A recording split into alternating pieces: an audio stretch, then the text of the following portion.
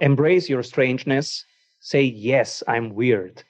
And, stand tall in this beauty, in this weirdness, because now you don't know it, but in 10 years, you will be one of those many weird people who build something bigger than life, who solve big societal problems. Those are the entrepreneurs.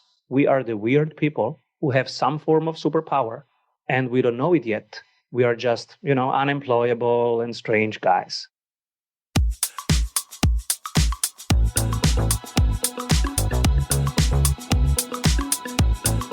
Hey, it's the Profit Answer Man, Rocky Lalvani.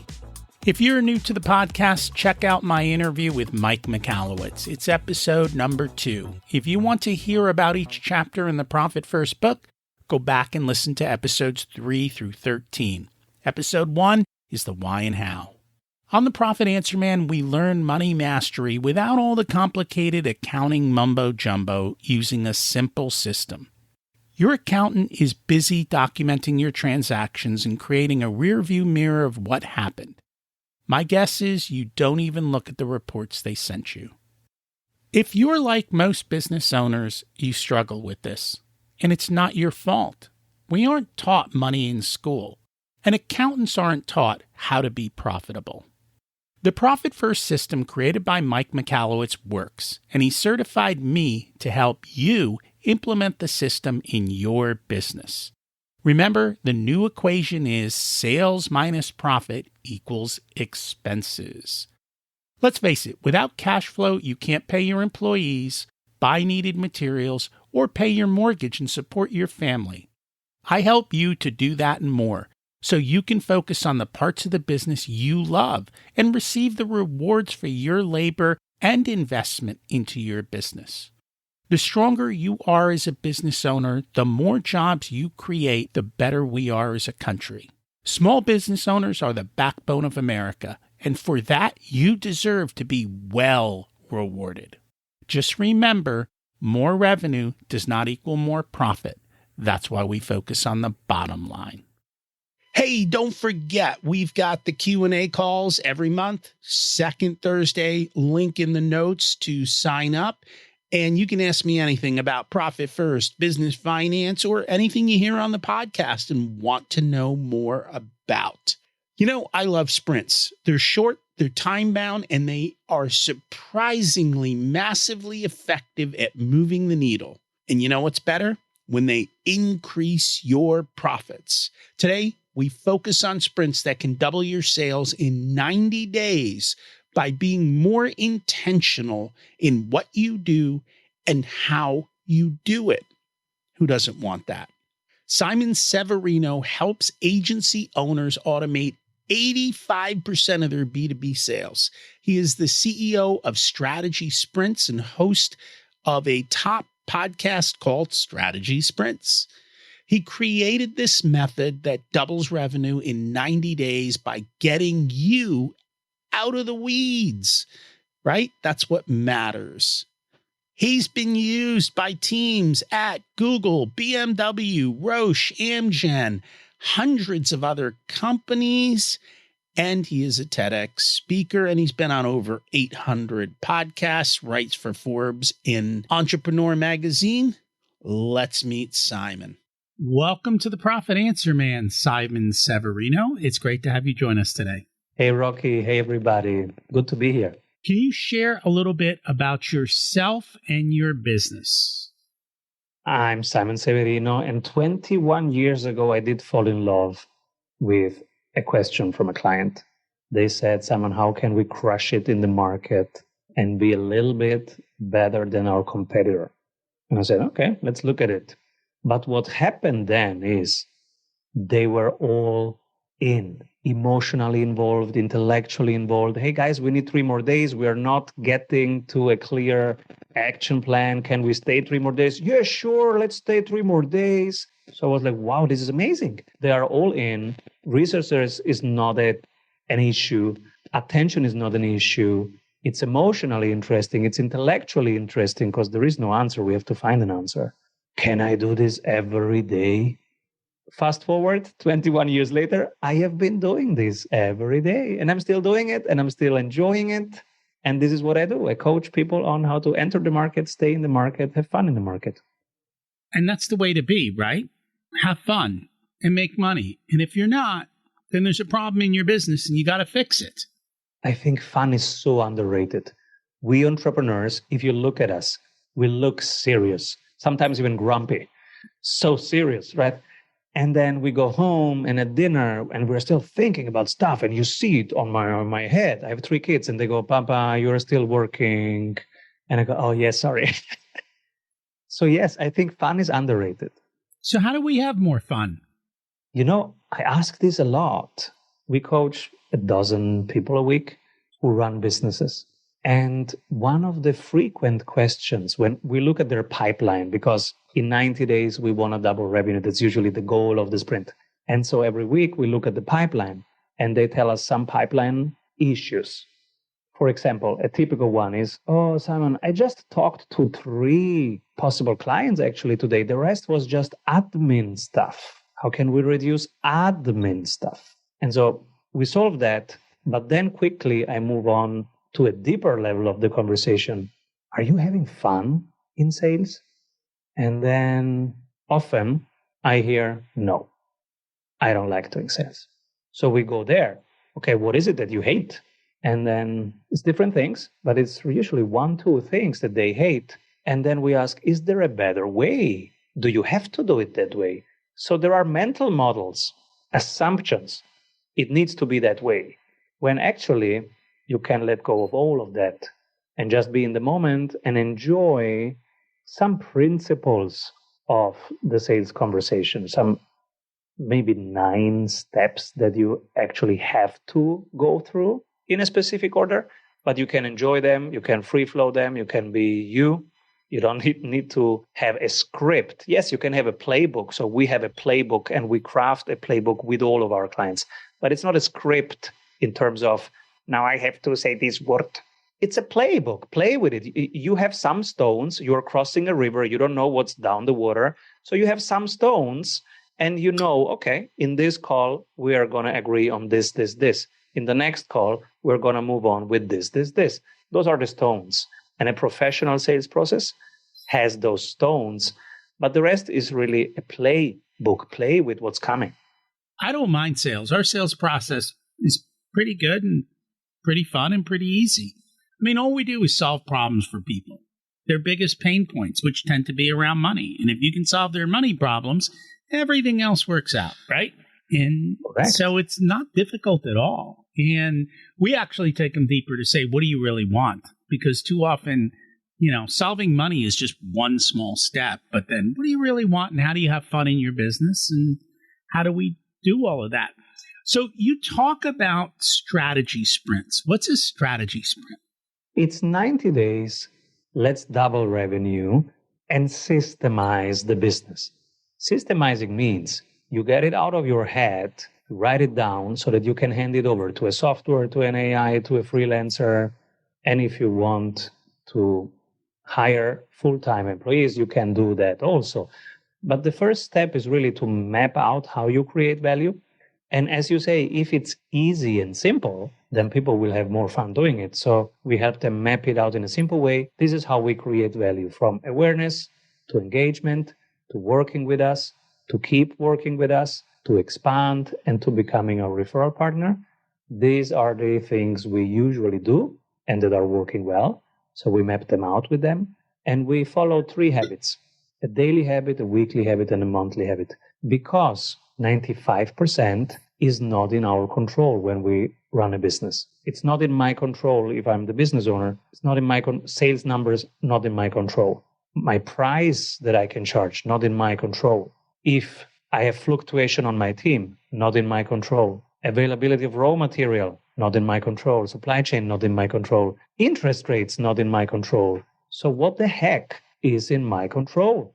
Just 3 things: daily habit, weekly habit, monthly habit. On a daily basis, how did I spend my time today? What can I delegate, systemize, automate tomorrow? That's always in my control. Weekly habit. Let's look at the sprint dashboard. The 1 marketing number, the 1 sales number, the 1 operations number of this week. That's always in our control to look at that, to pick that and to look at that every 7 days. That's the strategy sprints method.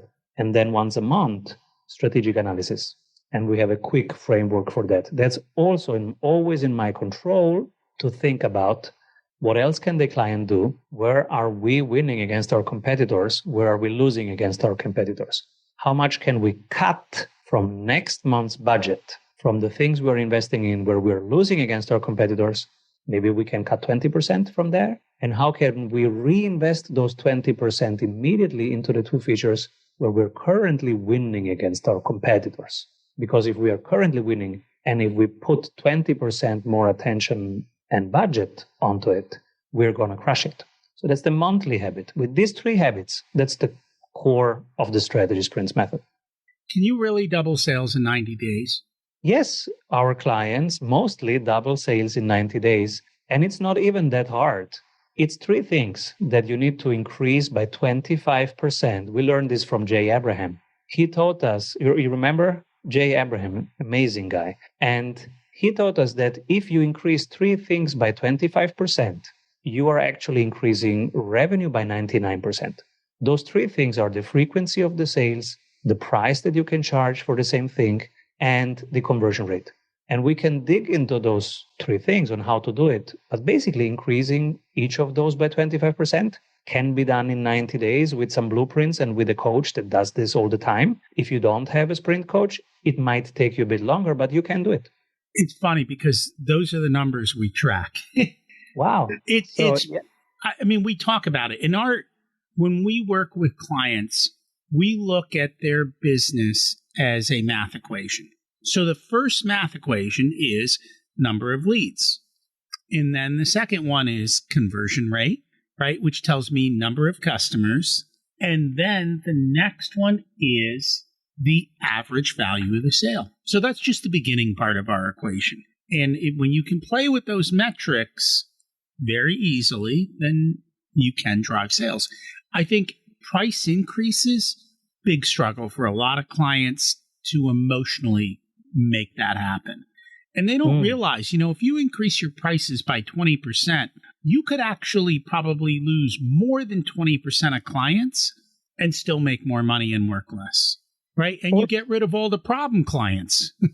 Let's go there, because I feel with them. The first time a coach asked me to increase the price, I was like, oh my God, I don't want to lose conversions. So I feel with them if they feel like, no, I cannot increase by 20%. I can give you 6 questions that if you answer those questions, you will feel comfortable raising by 25%. And you might not lose a single one. Those 6 questions, I just did it on the Google stage last week. I can quickly give that to you and also show you where you can download them later. Yeah, let's do it. If you answer those 6 questions, they will not even negotiate the price because the price will be irrelevant. Something else will be in front and center for them. And you always have to think from the buyer side. So question number 1 is, what frustrates, worries, concerns your possible clients right now? Then you go to, where are they wasting money without even knowing it? So this is something you cannot ask them. You are the expert, you know. For example, in our case, they're usually wasting money on marketing instead of putting it in sales, because there are small businesses that should usually prioritize sales over marketing. But they do it the other way around because they don't know that they're wasting money there because it doesn't convert. Step 3, what needs do they have that your competitors are leaving unmet? So they have some needs, they're working with some competitors of yours, but there is 1 or 2 of those needs that are unmet, and you can help fix that. But it's part of strategic analysis. Question number 4, what's the one thing you stand for in one word? Question number 5, what trends, forces, facts are coming up for them? And now question number 6, how can you help them be ready for what's coming? So you can download these questions at strategysprints.com. It's the strategic value tool. It's free, just get them. And when you go through it, it's like a circle. You start outside like a labyrinth, and then you land in the middle. And when you're in the middle, you will double check. It's like a math equation. You are a math guy. It's like a math equation. You double check. okay, so if this is my offer in the middle, this is how I can help you be ready for what's coming. Double check. Does it really relate to their pain, which they told me here? Does it really relate to what's coming for them, which is here? And so you go to each point and double check. This is how you will refine it.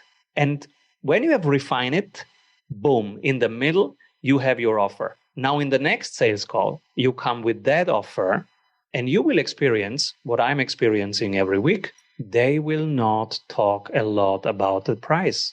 They will ask you, what if it goes sideways? When can I start? How many business owners, when you talk to them, already know the answers to these questions? Usually it's a thinking process. They go, oh my God, Simon, whoa, I need time to.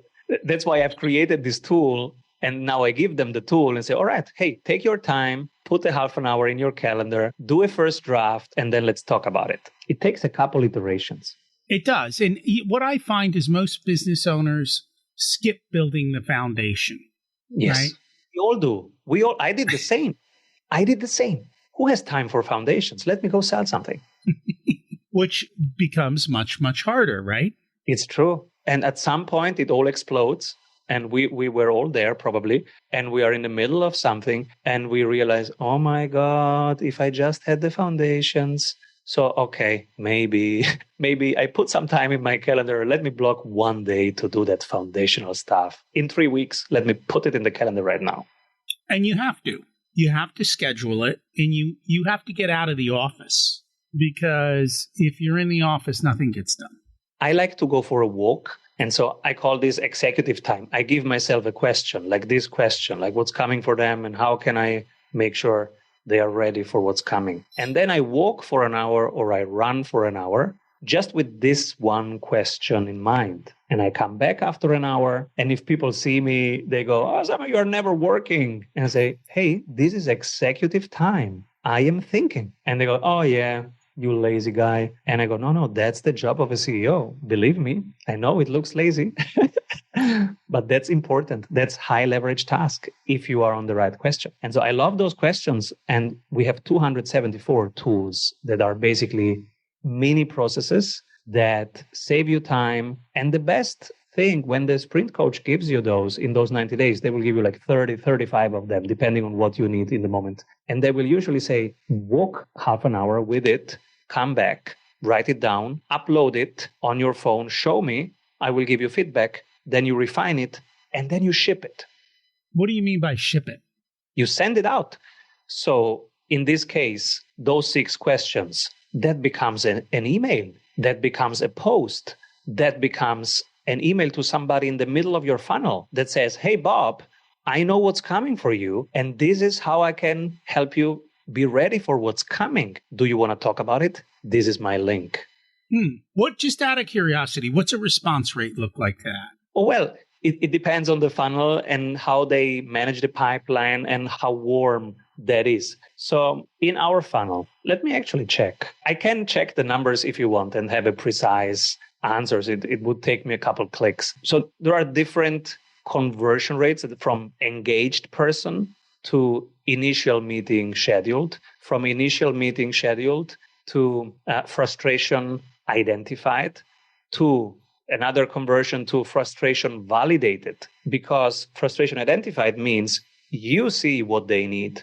Frustration validated means they told you they see what they need. And it's a difference, and we have 2 different stages for that. Then the same thing for budget. Budget identified, budget validated, etc. So we have kind of a sophisticated pipeline, and in each of those, we track the conversion rate. The CRM tracks the conversion rate, and we look at them, and every week we pick one to improve the conversion rate of.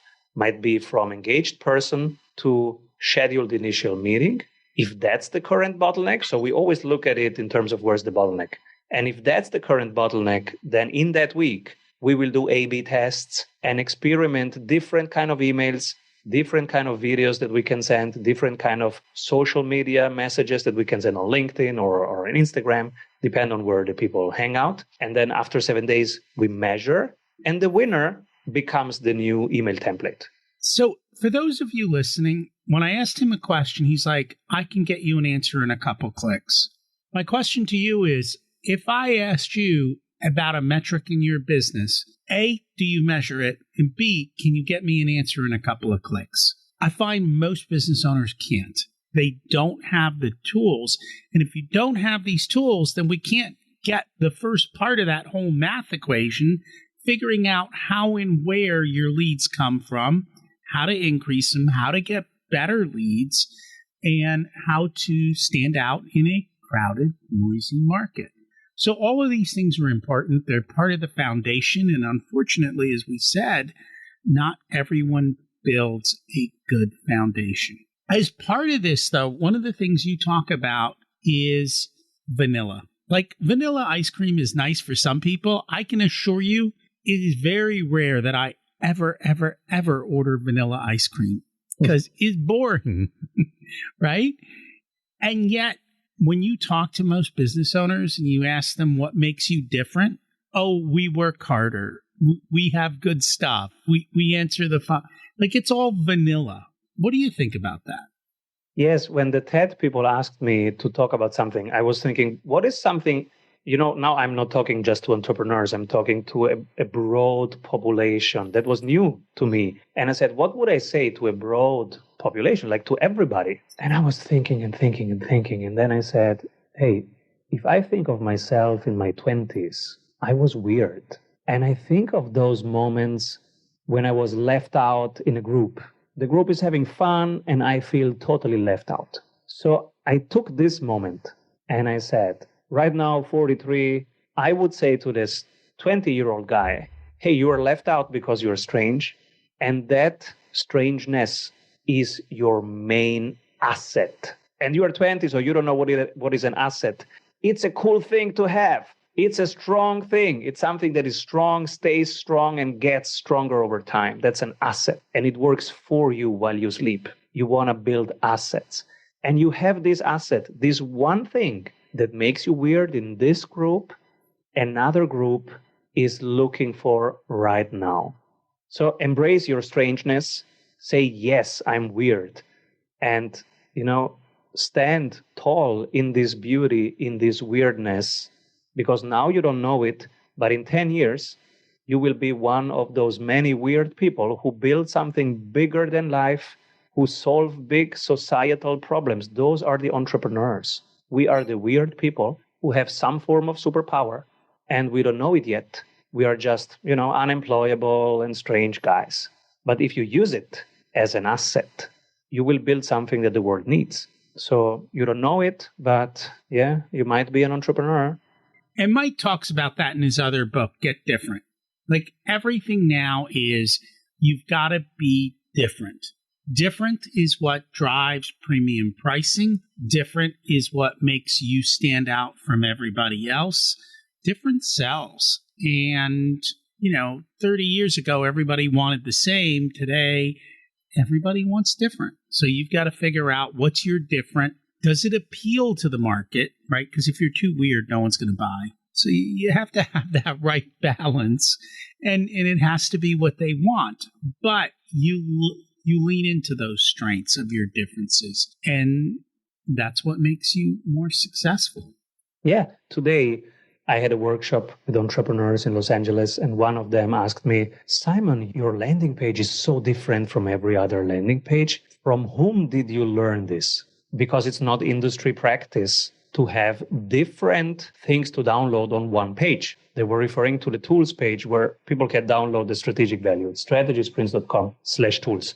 And he said, you have different tools to download on one page. Now, industry standard says you create one landing page for one thing. Where did you find this completely different approach? And I said, because I'm different. And the first thing is I'm lazy.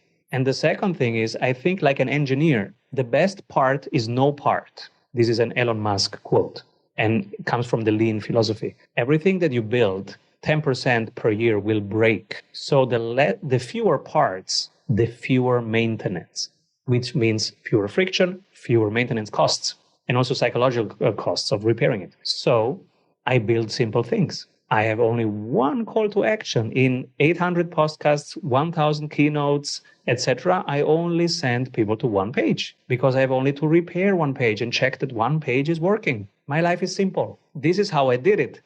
And did I learn this from a coach, from a book? No. I just had a hunch. I built it. This is how entrepreneurs do it. They feel something might be better. They quickly build it. They test it. And if it stands the A/B test, the market is your number one coach. If the A/B test says more people click it than a single page, well, then I go with it. Now, 10 years later, it's still that landing page and it's still working well. Nice. It does have to be different. Otherwise, people are just going to move on. The amount of time they will spend on your page is about a half a second, and they bounce and they go somewhere else. So if you provide value, you're different, then there's a greater likelihood that they will stick around. One last topic before we wrap up, recession. It's kind of on everyone's back burner at the moment. What are your thoughts? Like, how do we deal with that? I have a few thoughts on that. On the cost side, also something that I learned from Jay Abraham, turn all costs from fixed costs into variable costs. So you pay from your profits and from the outcome, not from your revenues or from the inputs. You pay for outputs, not inputs. That's on the cost side. On the profit side, there is a lot you can do around frequency. You might increase the frequency by creating multiple touch points in a quicker way with an email series. Or on the back end, you might say, okay, you came for this solution, now stay for that. So expanding on the back end. That's the cash flow side. Now let's look at recession in terms of risks and opportunities.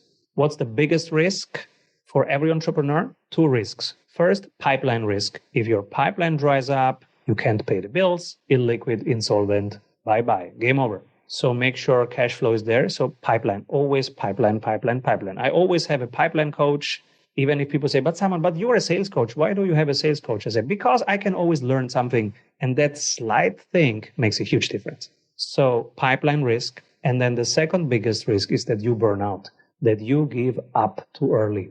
That's why you said having fun is important, because if you have fun, you don't give up early.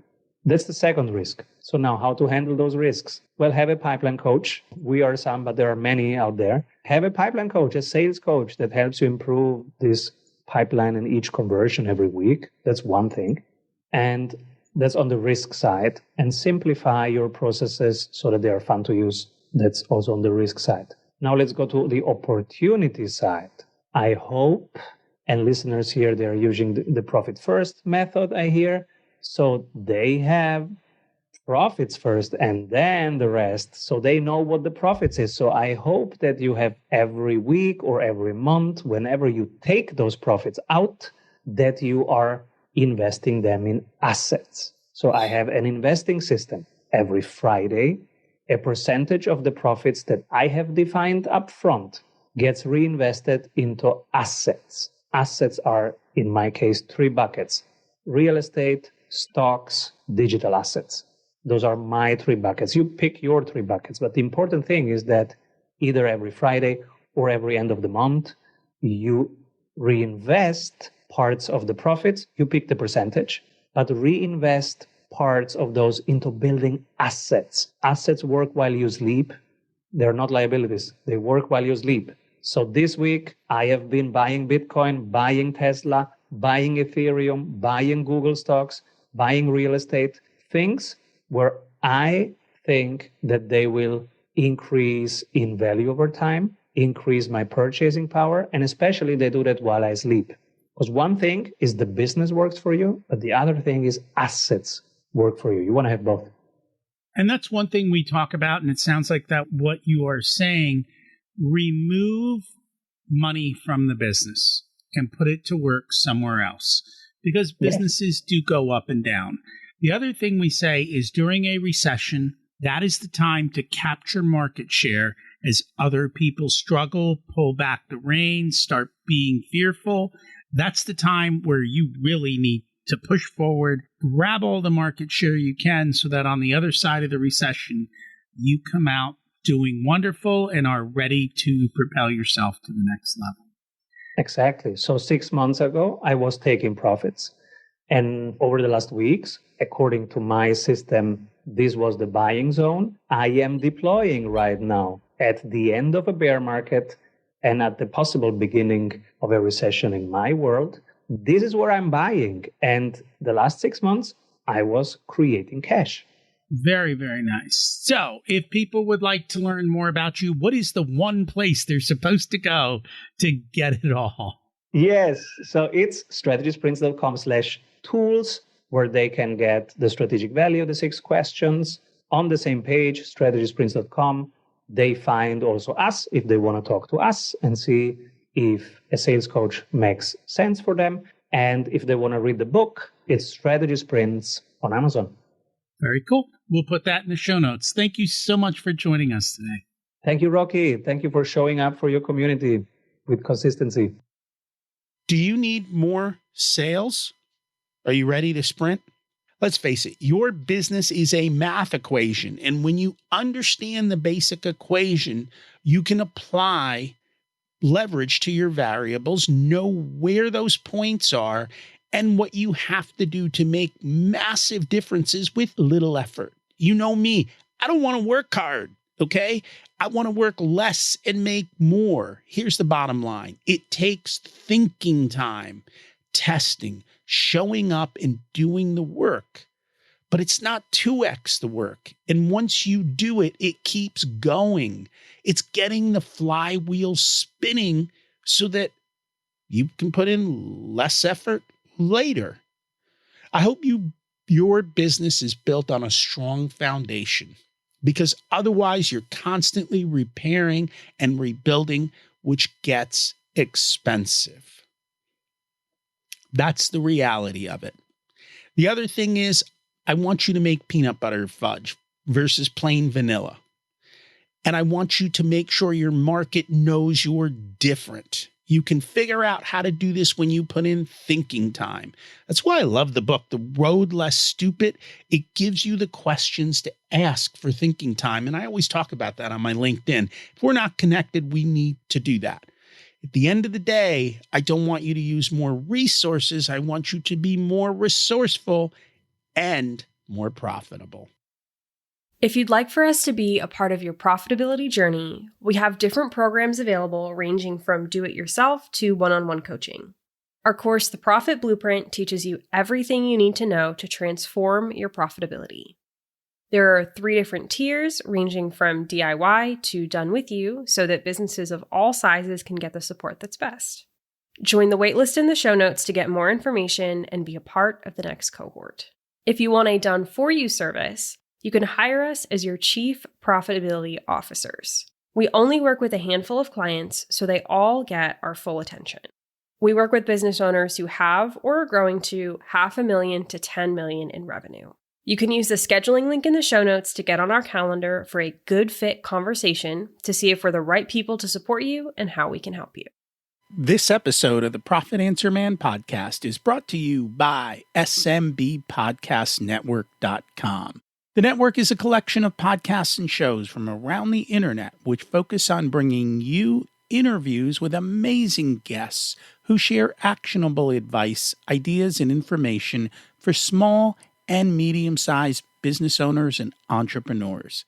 Visit www.smbpodcastnetwork.com to find more great shows and easily subscribe to be notified of new episodes. It's a great way to discover quality content. If you've discovered us via the network, then I hope you enjoy today's show and will consider subscribing directly so you never miss our episodes. Remember to check out my other podcast, Richer Soul, where we talk about how to live the ultimate life and be the best business owner you can be. As we close out, let's repeat the mantra. Revenue is vanity. Profit is sanity, and cash is king. Have an abundant and profitable week.